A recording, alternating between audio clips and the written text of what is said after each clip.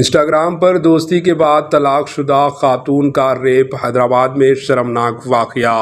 Instagram पर हुई दोस्ती के बाद हैदराबाद में एक खातून का रेप किया गया। ये वाक़या शहर के मधुरा नगर पुलिस स्टेशन के हदूद में पेश आया।